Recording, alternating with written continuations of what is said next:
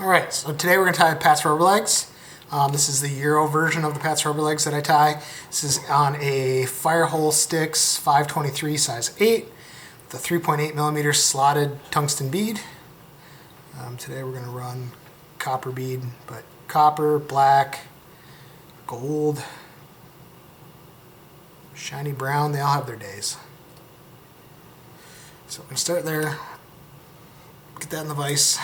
Next thing is 140 denier ultra dark brown thread. This is kind of my go-to for these patterns. Get it started underneath or right behind the bead. Work back a bit, work back forward. This is one of my tips from earlier.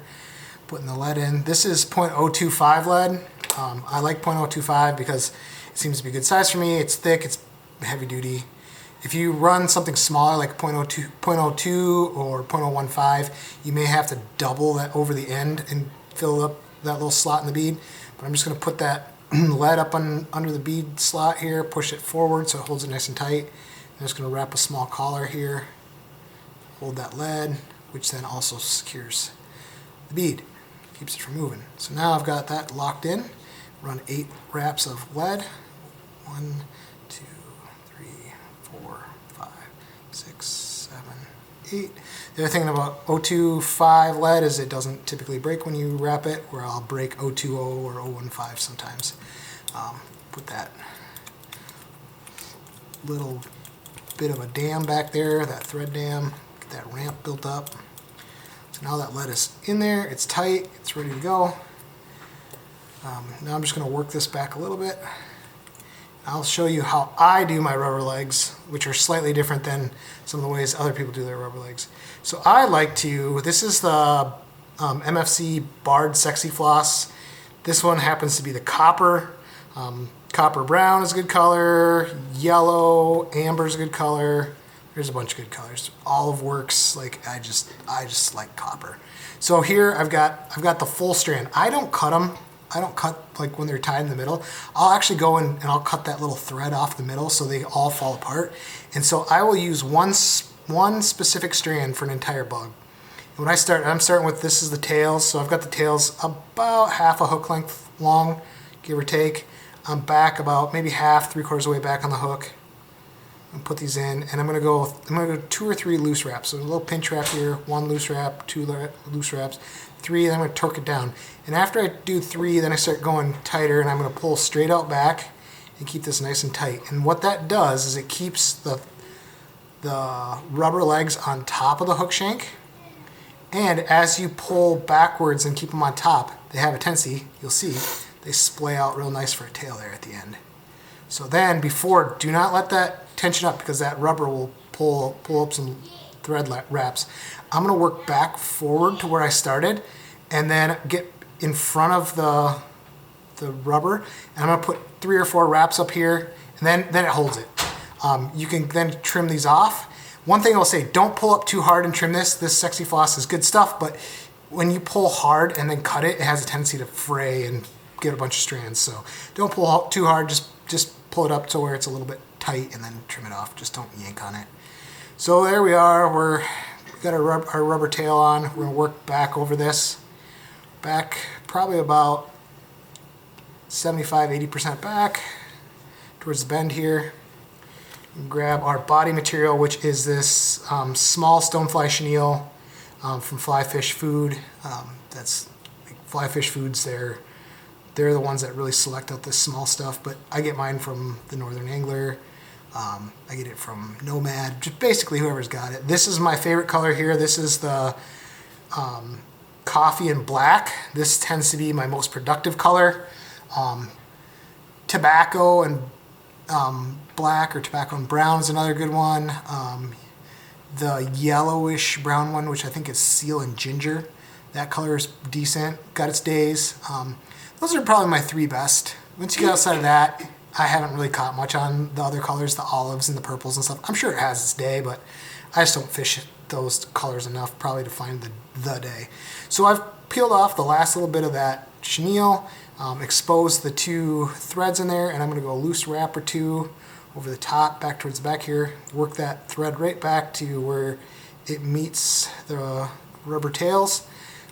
Get that in nice and tight, work back. So here's the other thing too. I have the ability to kind of keep my flies consistent for 2 reasons. Number one, when I run 8 wraps here, I'll go, when I come back up with my chenille, I'll go back up to that first wrap of lead. I'm gonna put in a half hitch, flip that over. I use the tip of my scissors to kind of keep it in place. And so what that does is every time I tie this, I'm gonna end back there halfway through the body. So I use my rotary vise for this. So I'm back up here, right 1 wrap into that lead. So I'm gonna go ahead and start this, hold this nice and tight, work this forward, work the chenille forward. And so now I'm just touching the lead there. I'm gonna rub 2 wraps over the chenille. 1, 2, and then 2 wraps in front, 1, 2, 3, 2 or 3 in front, just to hold it nice and tight. Hold that back out of my way. So here's how I do my legs. What I've got left, I don't know if you can see that or not, what I've got left of that 1 single rubber leg, I'm gonna cut this roughly in thirds. I'm gonna use 1 side for 2 legs, 1/3 for 2 legs, 1/3 for 2 legs, and the other third for the antenna. So I'm gonna cut this about 1/3 of what I got left here, cut that off. So when you look at this, these have a tendency to have a little bit of a curve. If you put the curve away from you and fold it back towards you in half over the thread and then come back over the top with it, it has a tendency to kind of keep that curved side to the front and to the back. And when it does that, it just helps those legs spread out a little bit. So I'm gonna go put a few wraps there, and then I'm gonna work this thread forward while securing this. And we're gonna trim these legs again so they don't have to be perfect. I'm gonna work this up towards the front, up pretty close to the head, up to the bead, and you'll see what we do here in a minute. Got a good tip from Jeff at Fly Fish Submit about crowding some of the chenille up onto the bead so that your antenna sit a little flatter, and you'll see that here in just a second. So here we're gonna take another third of this, what was left of this rubber leg. Again, we're gonna fold it over the thread here.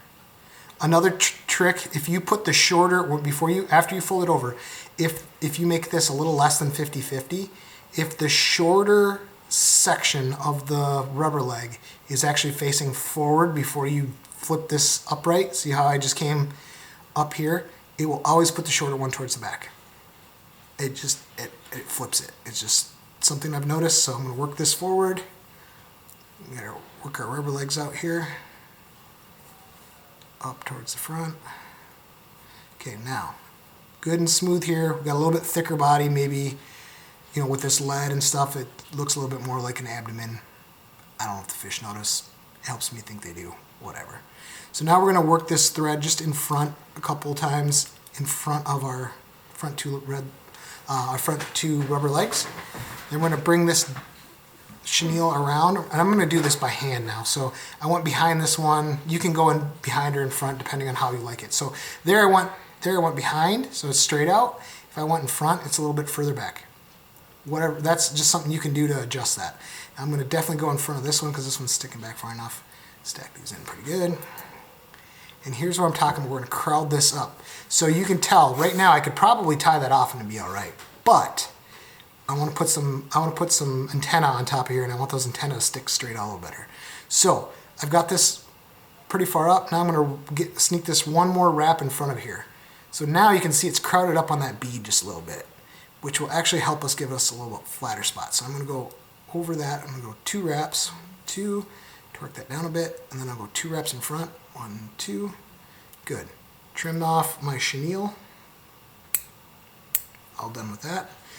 Keep that for our next bug. And now here's where we're gonna put on our antenna. You can do this or not. I don't know if the fish care. Who knows? Doesn't make a difference. I just like how many rubber legs. You know, the more rubber legs we got wobbling around down here, the more likely the fish are to see them. So I'm gonna put on my antenna just for the heck of it. If you don't want to, I don't know that you'll catch more or less fish. But I'm gonna put 1, 2 loose wraps on here, and then I'm just gonna kind of tweak them out a little bit. Get them sticking out, get them splayed out, not pull them too tight. There we go, we've got some antenna sticking out. So now, put a little bit more tight. So the tighter we go over the top, you'll notice these start sticking straight up, which theoretically this is gonna be inverted when we're fishing it. But one way you can get them stick out over the front of the bead is if you go underneath them and in front, and pull a couple of tight wraps, like kind of by pulling those legs back, you'll notice they'll sit a little bit further out. So it's just a tip or a trick you can try. And I'm going to cut off this little loop. Take care of that. A couple more here, a couple more wraps. There we go. Get our whip finish tool. Put on, I usually do 4 or 5 whip finishes, but I do it twice. So there's 4 or 5 there. Pull that tight. I don't super glue, I don't glue or head cement any of this because I don't like messing with head cement or glue any more than I have to. So there's 2 whip finishes of 4 or 5, and it holds up long enough until you find a snag. So there we go, our legs are all done. Then we're just going to trim these back. I usually trim at a little bit of an angle here, so hopefully you can see what I'm doing. A little bit of an angle. I usually make sure the back leg doesn't stick any further back than the body. Give them a little trim. Plenty. There you go. Fish aren't super picky. Looks good. All done.